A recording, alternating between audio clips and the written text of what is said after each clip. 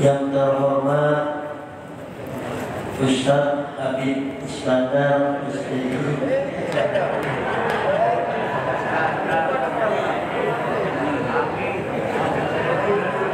maaf, bukan ada yang disebut, bukan adanya ya.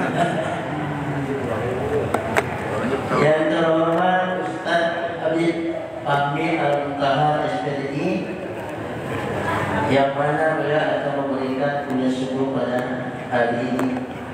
Mudah-mudahan beliau tetap sehat walafiat, dipanjangkan umur dari Allah Subhanahu wa taala. Insyaallah, amin ya rabbal alamin.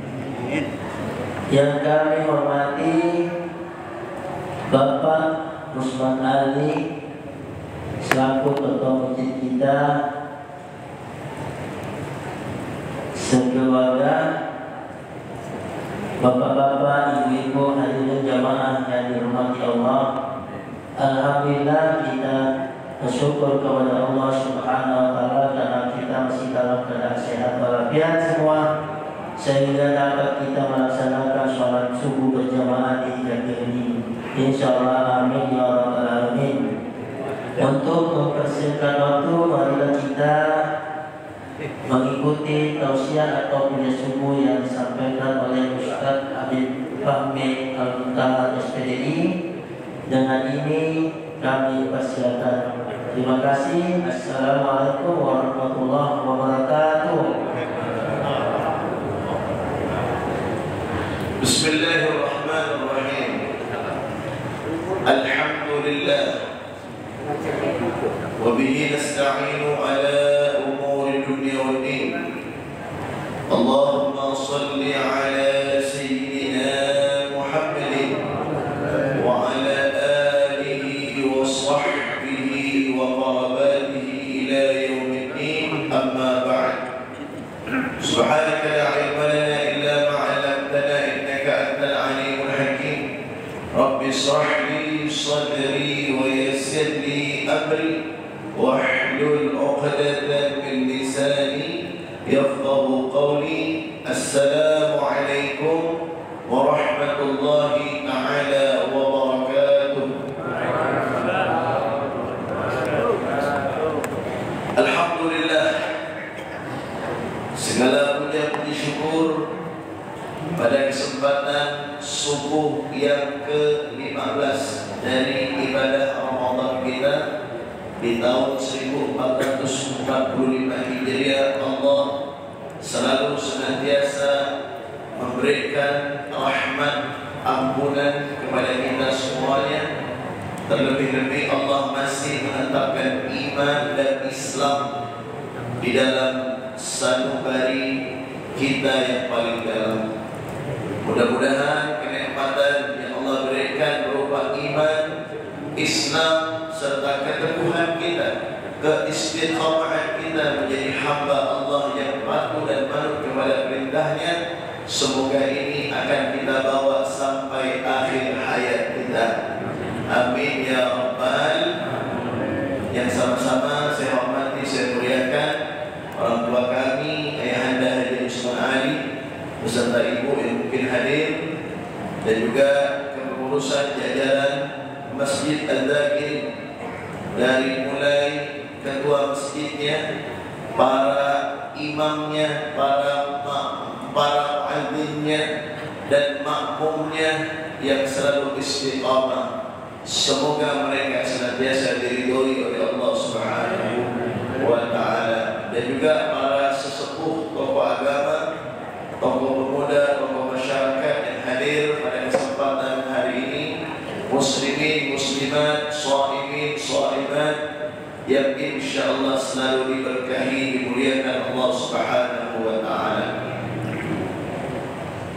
Di dalam doa kita setiap habis salat tarawih ataupun salat witir, selalu kita berdoa, Allahumma ja'alna minas su'ada'il maqbulin wa la taj'alna minal ashya'il mardudin.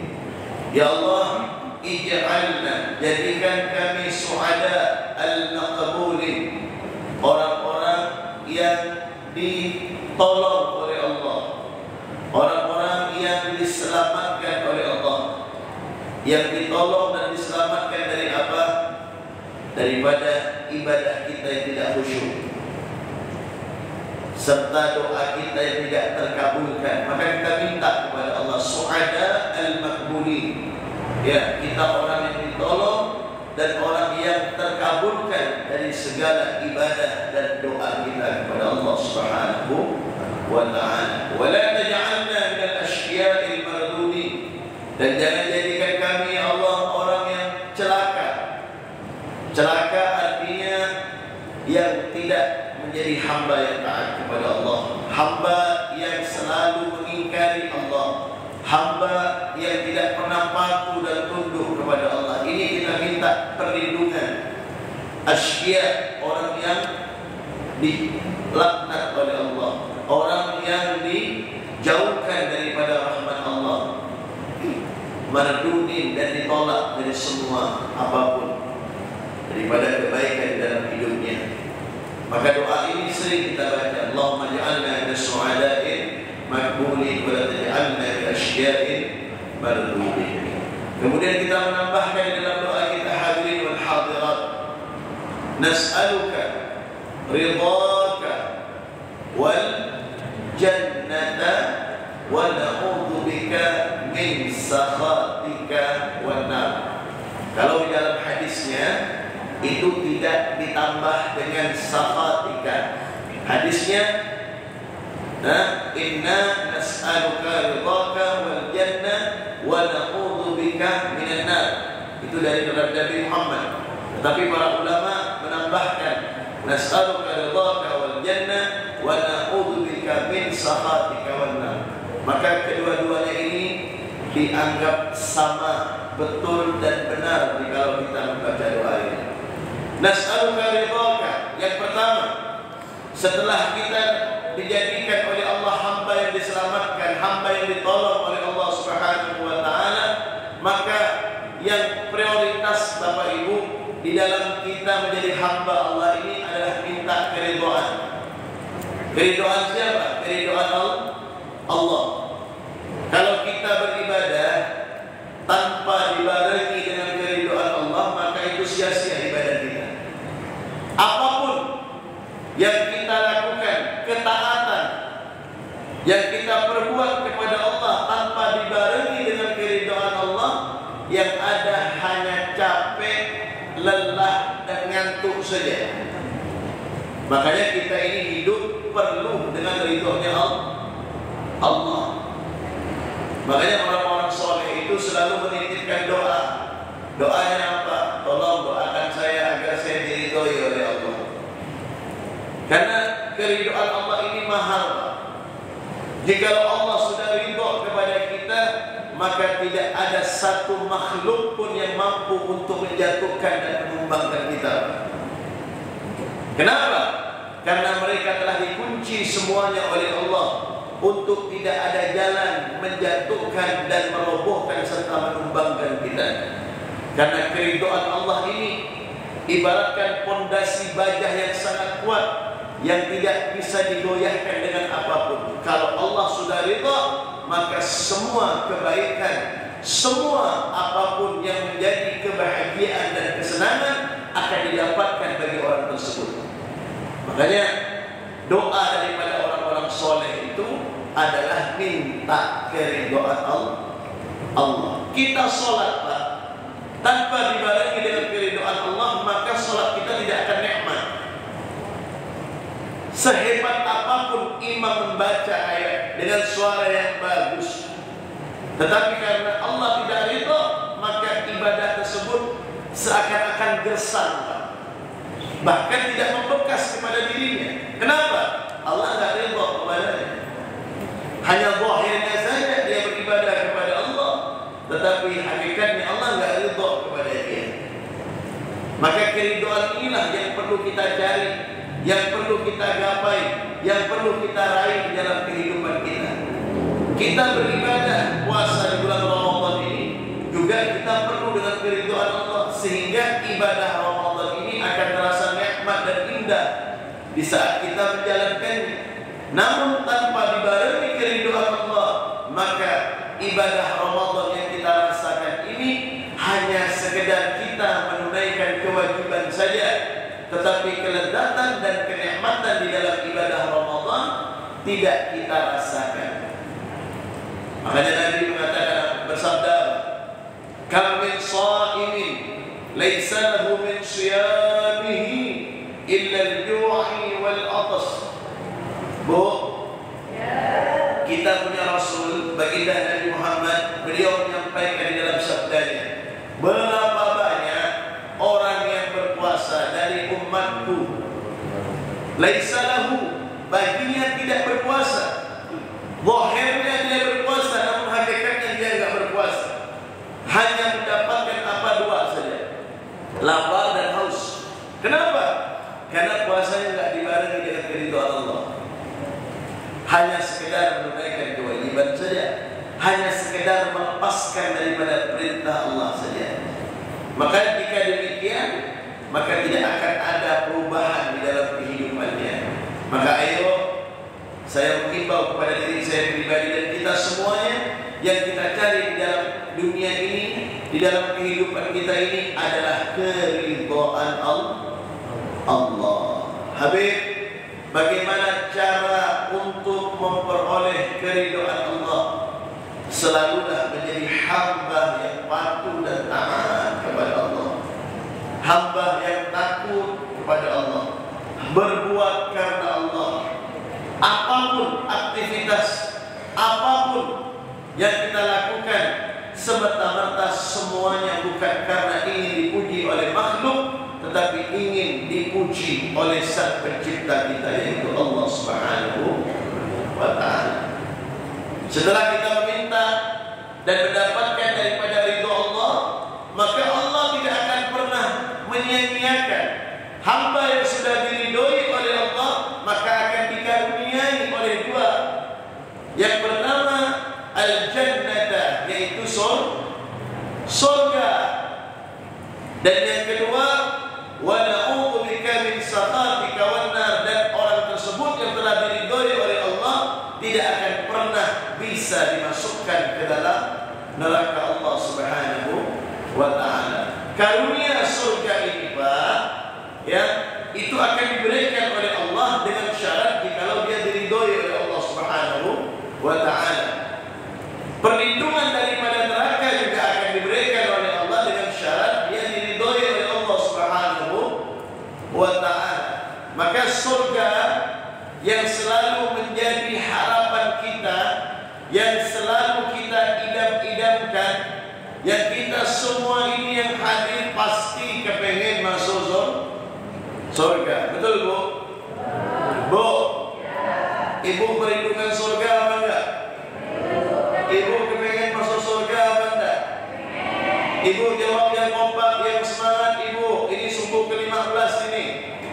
Bu, jawab yang semangat, yang kompak, kepengen masuk surga apa tidak? Merindukan surga apa tidak? Berangan-angan bisa masuk surga apa tidak? Syarat masuk surga itu apa, Bu? Harus mati loh. Syarat masuk surga itu harus mati dulu. Ya. Namun kita ini, Bapak Ibu, sekarang ini kita duduk ini di taman surga loh, Pak. Pak, sekarang ini kita sedang duduk di taman surga. Kok bisa seperti itu, Beb? Bapak Ibu, suatu saat Nabi Muhammad memberitahu kepada sahabatnya apa yang disampaikan oleh Nabi. Berita apa? Idza marartum bi riyadil jannah farta'u. Hei sahabatku, kata Rasulullah, idza marartum bi riyadil jannah, apabila engkau berjalan daripada kebun surga yang ada di dunia, maka singgah. Sahabat merasa heran. Ya Rasulullah, bukankah kebun surga adalah yang diberikan oleh Allah terhadap hamba-hambanya yang beriman, itu pun setelah mereka mati nantinya. Kebun surga yang ada di dunia, kata Nabi Muhammad, khilaful dzikir. Kebun surga yang ada di dunia, wahai sahabatku, adalah perkumpulan perkumpulan yang di dalamnya mengagungkan nama-nama suci Allah yang Maha Esa, yang di dalamnya ada kajian-kajian ilmu Allah Subhanahu wa Ta'ala, yang di dalamnya diagungkan dan dimuliakan nama kekasih Allah yaitu Sayyidina Muhammad. Itulah kebun surga. Jikalau kalian menemuinya, farta'u, singgah, kata Nabi Muhammad. Singgah, duduk sebentar. Karena sesaat kita duduk di majlis zikir, di perkumpulan orang-orang yang berzikir kepada Allah ataupun kajian-kajian ilmu, sesaat saja kita duduk Bapak, itu lebih utama kita mengunjungi 1000 orang sakit, Pak. Adakah dalam satu hari kita bisa mengunjungi 1000 orang sakit? Sesaat saja kita duduk di perkumpulan zikir, di dalamnya ada kajian ilmu mengagungkan daripada ilmu Allah, maka itu lebih utama melayat daripada 1000 jenazah. Adakah dalam satu hari kita mampu untuk melayat 1000 jenazah? Perkumpulan yang seperti ini lebih utama daripada kita sholat sunnah 1000 rakaat. Mampukah di antara manusia setiap harinya melaksanakan sholat 1000 rakaat? Maka 3 keistimewaan ini akan didapat di saat kita duduk di kebun surga yang ada di dunia. Namun kebun surga yang dimaksud oleh Nabi Muhammad, surga yang dimaksud adalah surga yang diperuntukkan bagi hamba-hambanya yang telah diridhoi oleh Allah. Maka surga memberikan kriteria, Bu. Surga memberikan kriteria, Pak, memberikan kisi-kisinya. Siapa sih yang akan dimasuki oleh, siapa sih hamba-hamba yang dirindukan oleh surga, yang mereka akan ditunggu oleh surga? Ada 4 golongan. Mudah-mudahan kita termasuk dalam 4 golongan ini. Ini tolong kita dengarin, ya. 4 golongan yang dirindukan oleh surga. Rasulullah bersabda, al-jannatu mushtaqun ila 4 nafarin. Surga itu merindukan dari 4 golongan ini. Ini kesempatan kita di bulan Ramadan, Pak, Bu, untuk menjadi orang yang dirindukan ataupun menjadi golongan yang dirindukan oleh surga. Yang pertama kata Rasulullah, tadi Quran, orang yang senang membaca Al-Quran. Di bulan Ramadan ini kesempatan kita, Pak, Bu, untuk menjadikan Al-Quran ini sebagai santapan rohani kita, sebagai sarapan rohani kita. Biasanya di luar bulan Ramadan, habis kita sholat Isra, kita sarapan zahir, makan nasi, makan bubur, ya. Tapi di bulan Ramadan, habis sholat Isra, sarapan rohani kita adalah nanti kita pulang ke rumah membuka daripada Al-Quran, membaca Al-Quran. Jangan sampai Bapak Ibu, mohon maaf, Al-Quran di bulan Ramadan hanya sekedar pajangan. Mohon maaf, bukan hanya Al-Quran itu dijadikan sebagai jimat. Jangan sampai Al-Quran itu kita biarkan di tempat pajangan rumah kita atau di meja-meja hias kita saja ataupun di lemari kita. Namun Al-Quran menuntut terhadap kita agar Al-Quran ini dibaca. Maka bacalah Al-Quran. Kalau kita tidak mampu 1 juz di bulan Ramadan ini, maka setidak-tidaknya 1 lembar. 1 lembar kita nggak mampu, maka setidak-tidaknya 1 makra yang ada tanda ain itu. Kalau nggak mampu 1 makra, 1 kalimat. Kalau nggak mampu 1 kalimat, beberapa huruf saja. Yasin wal Qur'anil Hakim, sadaqallahul azim. Boleh. Tapi malaikat rakib atid merasa aneh. Kenapa? Ini orang kok pelit banget dengan bacaan Al-Quran. Menuntut pendapat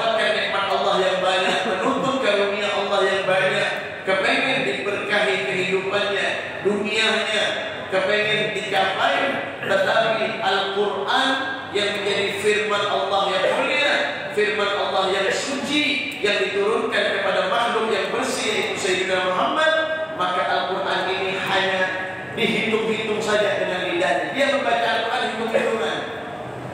Ya, oh hari ini aku 1 juz, hari ini aku 2 juz. Enggak ada seperti itu. Kita membaca Al-Quran bukan karena memandang juznya, bukan memandang daripada halamannya, bukan memandang daripada barisannya. Hakikatnya kita membaca Al-Quran berarti kita sedang berkomunikasi kepada Sang Pencipta kita. Kalau kita kepengen berkomunikasi dengan nikmat, dengan lezat, kita ingin berkomunikasi kepada Tuhan kita, jadikan Al-Quran ini Pak sebagai wasilah untuk kita berkomunikasi kepada Allah Subhanahu wa ta'ala. Ini Allah adalah Zat yang Maha Rahman, Maha Rahim, Zat yang Maha baik kepada kita. Kita gak kepengen bercepat-cepatan untuk meninggalkan komunikasi kita kepada Allah, maka terus jadikan Al-Quran ini di bulan Ramadan untuk selalu kita baca. Ya, bukan hanya di dalam bulan Ramadan, di luar bulan Ramadan juga. Karena setiap huruf yang kita baca di luar bulan Ramadan, ganjarannya 10 kali lipat Pak. Likulli harfin hasanah, wal hasanatu bi asyri amthaliha. Satu hurufnya akan melahirkan 10 pahala, 10 ganjaran yang Allah berikan. Itu di luar bulan Ramadan Pak. Bagaimana masuk di dalam bulan suci Ramadan? Kita sudah berada di hari yang ke-15 di bulan suci Ramadan ini Pak. Apabila 1 juz saja dalam 1 hari, dalam 1 kali 24 jam kita membaca di bulan Ramadan hanya 1 juz saja, sudah hari ke-15 ini berapa miliar pahala dari setiap huruf yang kita dapatkan daripada bacaan Al-Quran tersebut Bapak. Bagaimana di antara kita jika dalam 1 hari bisa menghatamkan 5 juz Al-Quran? Setiap 1 sholat, zuhur 1 juz, asar 1 juz. Ya mungkin maghribnya setengah, nanti habis berbuka dia lanjut sebelum tarawih. Kemudian habis tarawihnya dia lanjut lagi, subuhnya dia lanjut lagi, duhanya dia lanjut lagi. Oh ajib, berapa miliar pahala yang kita dapatkan. Itu baru dari Al-Qurannya.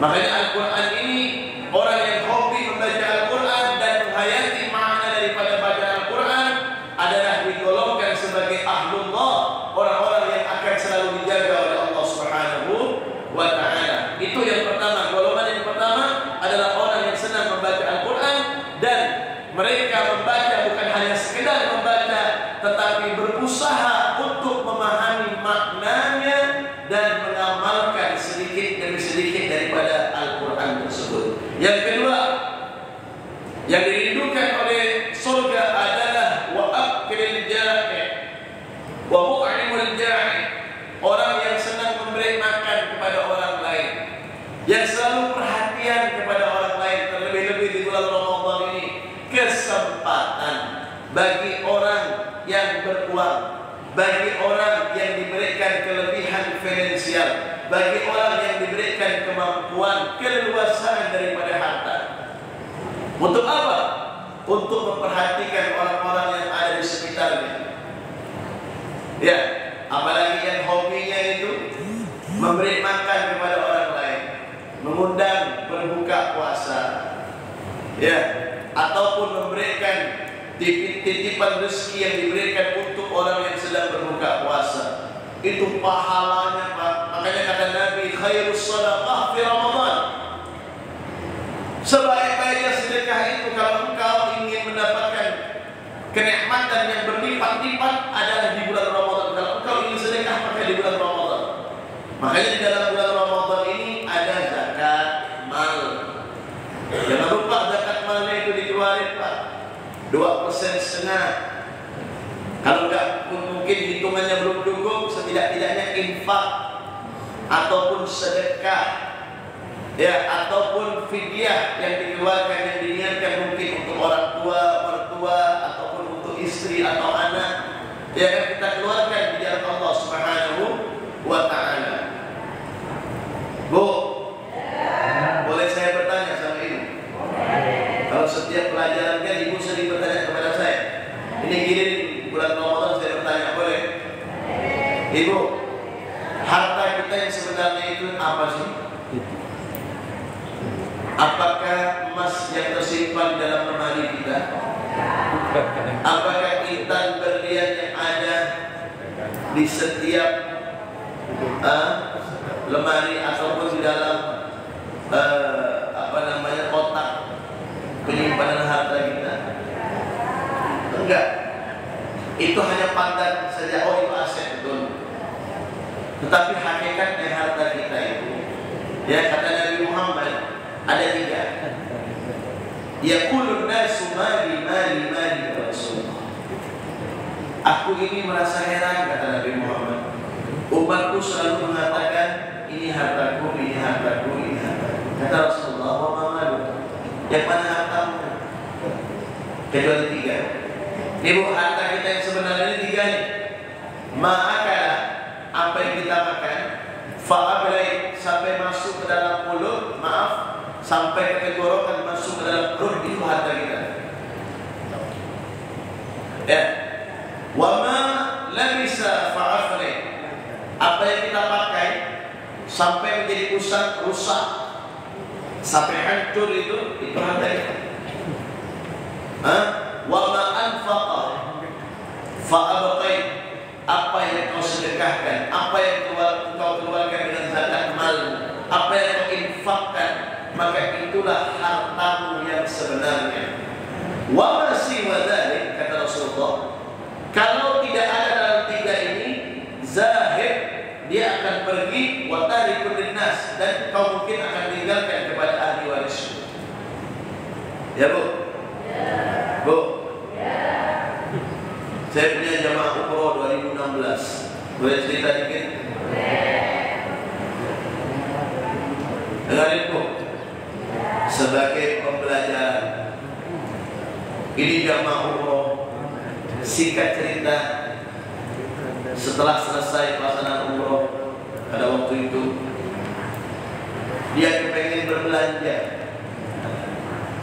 berbelanja emas yang banyak. Intinya berbelanja barang-barang yang mewah. Setelah selesai berbelanja dengan nominal bayaran yang cukup banyak, akhirnya dia pulang, ya. Kemudian dia sampai ke tempatnya di Indonesia.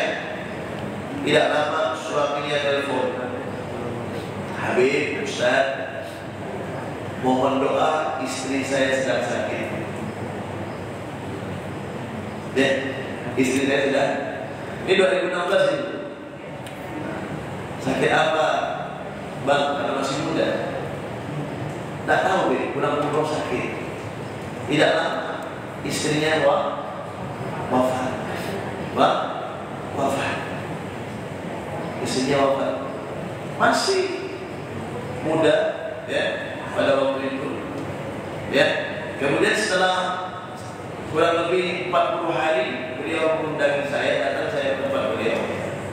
Kemudian beliau mengatakan, Habib, saya ini tidak ada keluarga. Ya. Terus bang, itu saya punya istri, saya baru berbelanja kemarin habis umroh. Yang saya pikir, terus saya itu gimana? Saya bilang sedekahin kepada mereka yang membutuhkan. Cari kerabat-kerabat dekatmu yang tidak mampu, kemudian kau sedekahkan untuk anak-anak siapa, yatim, duafa, dan lain sebagainya. Subhanallah, tidak sempat si istri tadi menikmati belanjaan yang dibelanjakan di kota Mekah pada waktu itu.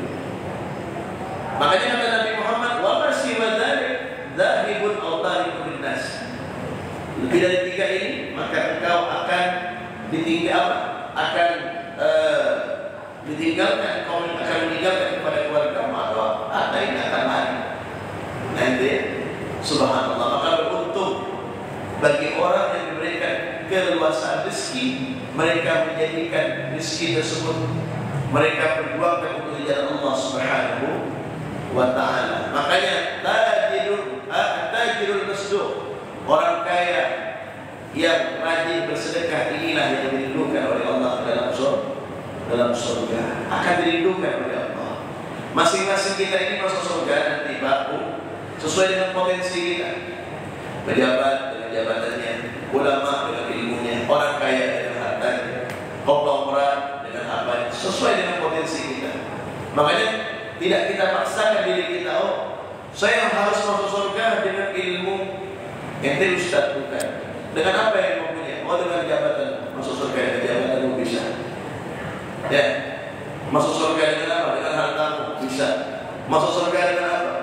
Dengan nasihatmu. Ya, bisa. Artinya Allah memberikan setiap potensi kepada kita itu untuk berkesempatan kita berdakwah, untuk agar kita dihidupkan oleh surga. Sudah ya? 2. Kemudian yang ketiga, hafizul lisan. Yang dihidupkan oleh Allah, oleh surga adalah orang yang mampu menjaga lidahnya. Di bulan Ramadan ini rentan Pak Bu. Rentan apa? Rentan Allah akan menghanguskan pahala puasa kita kalau kita nggak mampu jaga lidah kita. Ini lidah, kita ngomongin orang di bulan Ramadan, ngomongin orang yang orang itu nggak senang kalau diomongin, ya, maka hangus pahala puasa kita pada saat itu. Makanya hati-hati kalau kita ngumpul-ngumpul nih Pak Bu, Bu, Bu. Kalau ngumpul itu hati-hati. Ya, jangan kita ngumpul cari teman yang suka ngobrolin orang. Bulan puasa ini sangat rentan. Rentan apa? Pahala puasa hangus. Pahala puasanya bisa batal. Puasanya sah tapi batal, nggak dapat pahala. Apalah artinya? Puasa hanya dapat apa dan harus nggak dapat pahala. Penyebabnya kenapa? Di antaranya kata Imam Ghazali, yang 5 dapat membatalkan pahala puasa, di antaranya al-ghibah, membicarakan aib kekurangan orang lain. Hati-hati ya Mak. Oh Mak, hati-hati. Jadi kalau kita ngumpul-ngumpul, kira-kira ada kawan-kawan yang ingin rada-radanya membicarakan orang lain, dialihkan pembicaraannya.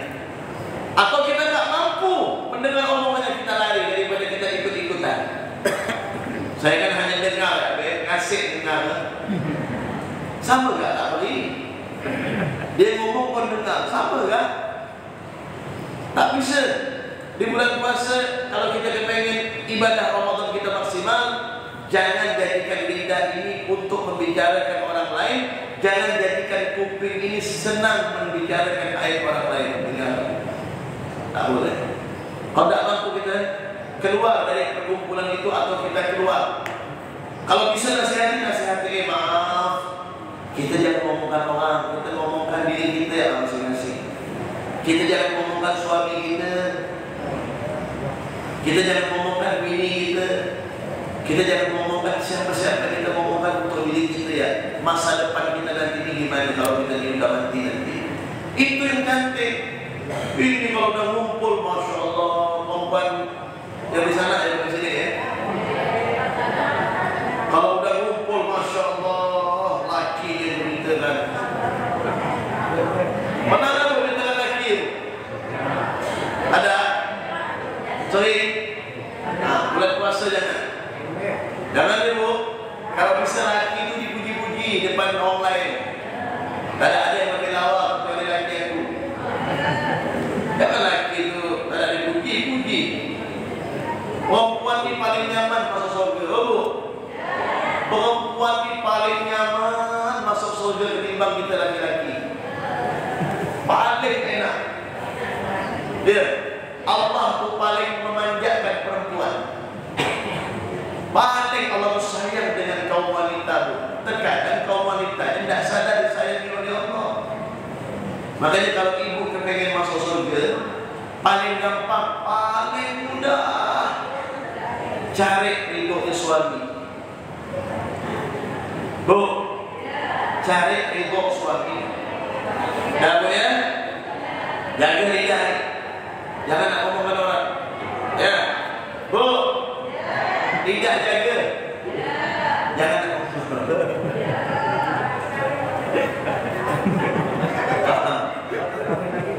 Buat senang hati orang, buat orang tawa, orang bahagia. Ya bu, karena kadang-kadang kalau udah ngumpul, bukan perempuan sini ya, perempuan sana. Kalau udah ngumpul lain dah tu,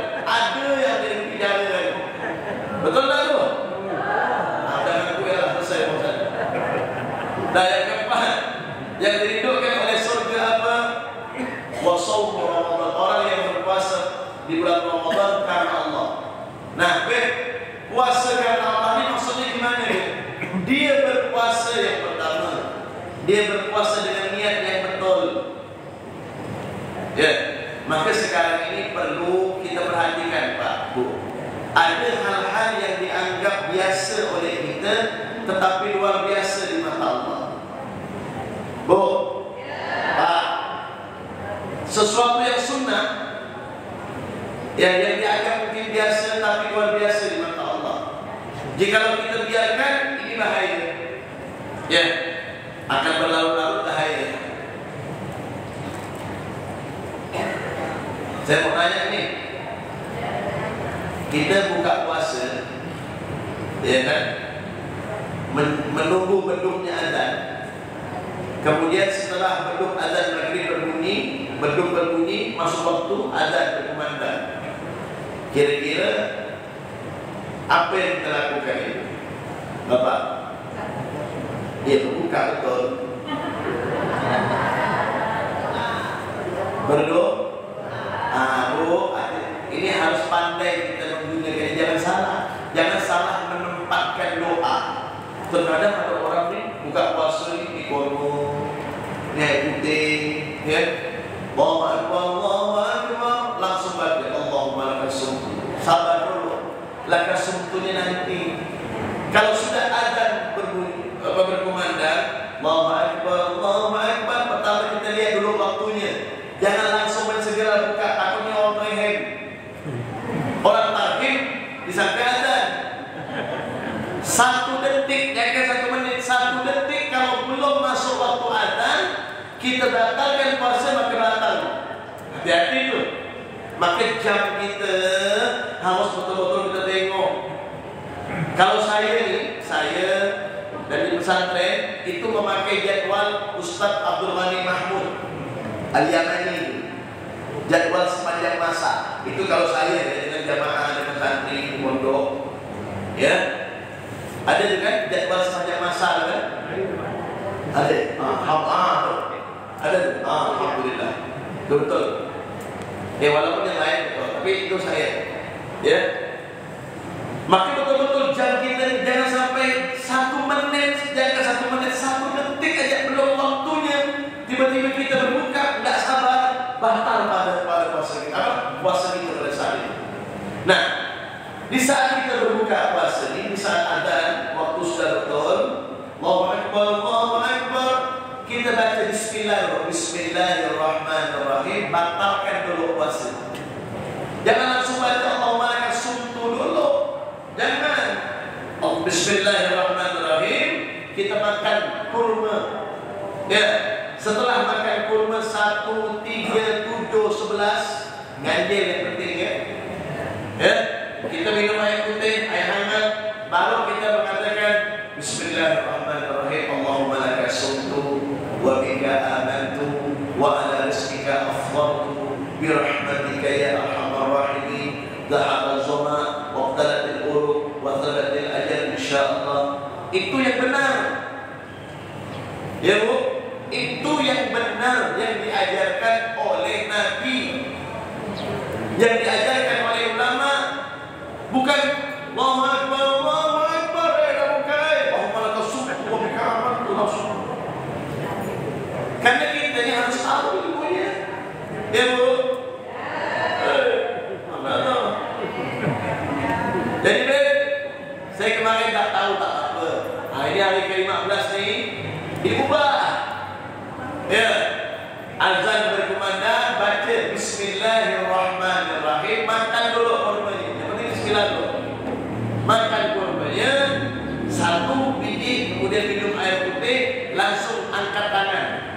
Allahumma ya Allah, laka untukmu sumtu, aku telah berpuasa. Kita puasa ini kan untuk Allah. Wa bika Allahumma laka sumtu wa bika amantu, dan denganmu aku ini telah beriman ya Allah. Wa ala rizqika aftartu, dan atas rezeki yang telah aku berbuka dengannya ya Allah. Bi rahmatika ya arhamar rahimin, dengan kemuliaan-Mu wahai Tuhan yang Maha Pengasih lagi Maha Penyayang. Tambah doa, zahaba zoma, telah hilang rasa hausku. wa zahaba dhama wa talatil qulub, dan telah basah kerongkonganku, wa tabatil ujub, dan telah ditetapkan bagiku yang namanya pahala, insyaallah, sesuai dengan kehendak Allah. Itu yang benar ya Pak Bu ya. Jadi kemarin itu bukan salah bukan salah, cuman mungkin kita lupa. Ini yang diajarkan yang sebenarnya nih ya. Azan berkumandang, makan dulu kurmanya, bismillahirrahmanirrahim, makan kurma baru angkat tangan. Nah, kata para ulama, setelah baca Allahumma laka sumtu zahabal dhama, maka banyakkan doa. Banyakkan doa. Doa, karena doanya orang yang berbuka puasa itu qabul Bu. Pak, doa kita ini pasti akan diterima oleh Allah. Tidak akan mungkin tidak diterima oleh Allah, pasti akan diterima. Makanya diajarkan untuk banyak-banyak baca doa. Minta sama Allah. Ya, minta sama Allah, minta sama Allah. Nah, itu puasa yang benar, perkara berbuka yang benar. Ya Bu. Nah, kemudian setelah itu jangan pernah ninggalin tarawih. Tarawih ini kadang-kadang ya Allah, hari pertama ramai penuh sampai buat tenda. Saking tak cukupnya masjid tu atas bawah penuh. Hari ke-15 mulai Sabtu pakai maju Pak. Betul tak Bu? Tapi di akhir ini insyaAllah ramai. Buktinya pagi ini penuh nih. Ya kan? Ramai. Ya, saya biasa lihat Masya Allah udah hari ke-15 terkadang orang tu tarawih itu malas. Padahal tarawih ini datang setahun sekali. Agak lama. Hanya 20 rakaat, 23 satu witir. Ada yang 11, ada yang lama. Ya, tapi terkadang manusia Masya Allah. Ya, kita husnuzon aja lah berbaik sangka. Mungkin tarawih itu Pak. Tidak. Tapi jangan sampai meninggalkan tarawih Pak. Jangan sampai Pak. Sayang. Kecuali lah kalau kita sakit, tak mampu, itu beda. Ya, jangan meninggalkan tarawih, jangan sayang. Ya, ini saya pesan jangan meninggalkan tarawih. Karena tarawih ini setahun sekali dan hukumnya sunnah muakkadah, sunnah yang dianjurkan oleh Nabi Muhammad sallallahu alaihi wasallam. Ya, itu. Kemudian kita berpuasa atas dasar kita berharap daripada pujian Allah.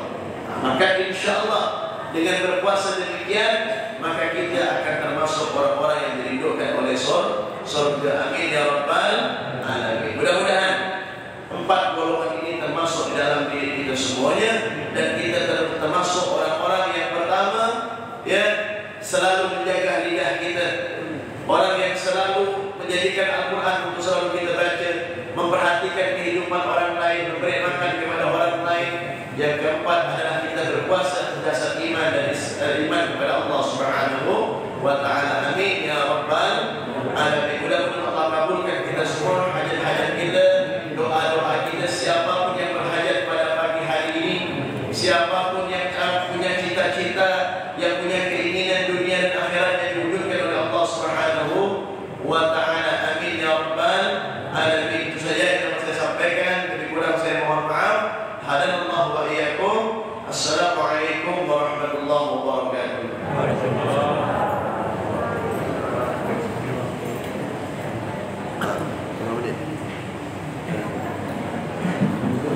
Demikianlah tadi yang kuliah subuh yang telah disampaikan oleh Habib Fakri Al-Muntaha SPD. Mudah-mudahan apa yang telah disampaikan kepada kita untuk ini, karena masih ada waktu 5 menit untuk tanya jawab. Mungkin ada jamaah yang mau bertanya, dipersilakan.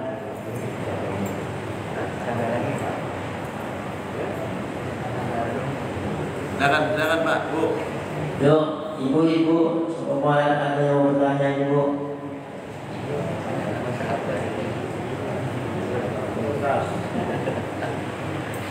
Bapak-bapaknya.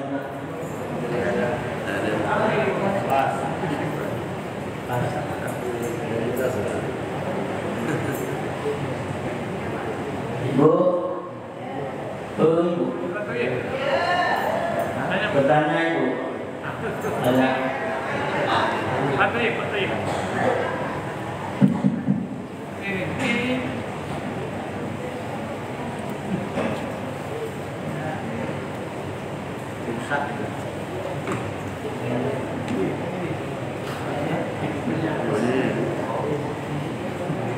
Bismillahirrahmanirrahim. Assalamualaikum warahmatullahi wabarakatuh.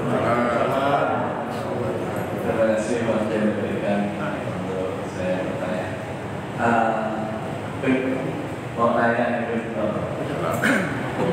jadi kalau di bulan Ramadan ini kan semua amal kebaikan kan dilipat gandakan. Jadi dari yang satu bisa dilipat gandakan jadi 30. Yang kemudian yang sunnah dilipatkan seperti fardu.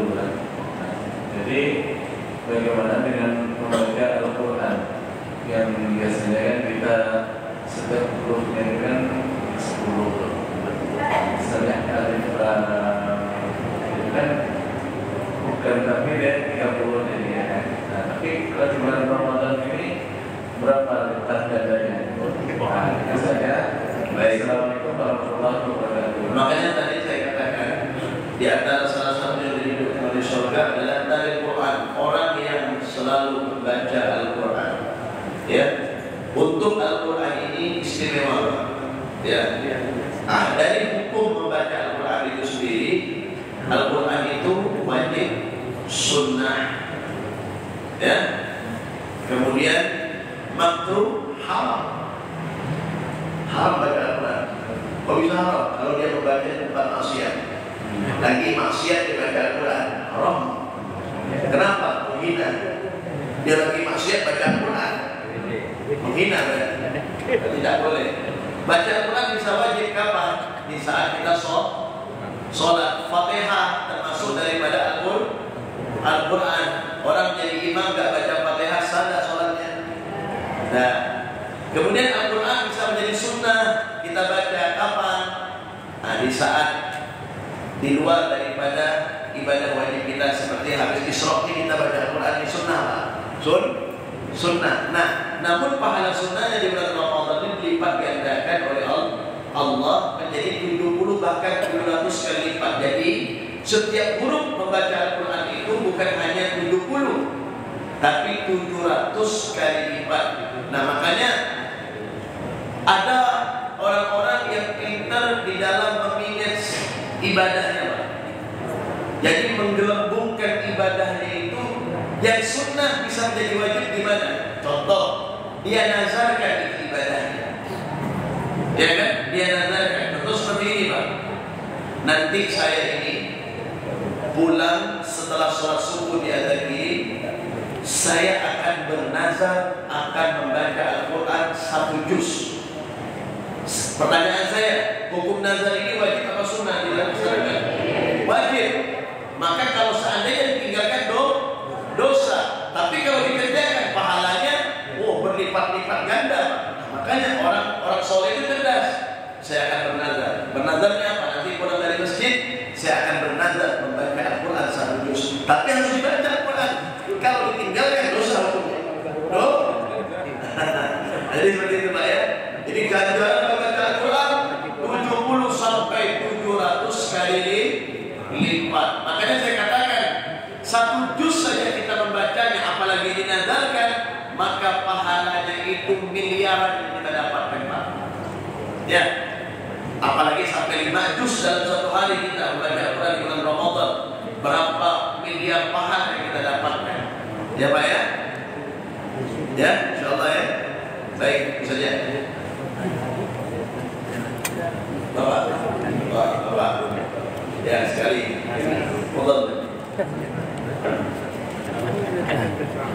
Assalamualaikum warahmatullahi wabarakatuh. Boleh dijabarkan Habib perihal sabda Rasul yang mengatakan banyak orang sholat malam tarawih tapi hanya dapat capeknya. Misalnya tarawih kan, tapi kita hanya mendapat lelah tapi tidak dapat apa-apa seperti kayak puasa. Nah, itu mungkin dalam hal ini kan kalau kita lihat puasa itu kan kita dituntut, artinya tarawih itu kan santai, Pak, ya. Tapi kok kita sifatnya terburu-buru, jadi kurang ada maknanya kayaknya mungkin menurut saya, Pak, ya. Nah, itu aja, Pak. Terima kasih. Tarawih itu dari kata tarawwaha ya tarawwahu tarwihan, artinya slow, santai. Tapi juga jangan terlalu slow. Dan juga jangan terlalu cepat. Ya, biasanya kebanyakan kita di Pontianak ini kan tarawihnya surahnya mengambil surah daripada juz amma, separuh daripada ad-duha, yaitu dari al-haqqul takatsur, wal asri, wailun, dan seterusnya sampai 10 rakaat.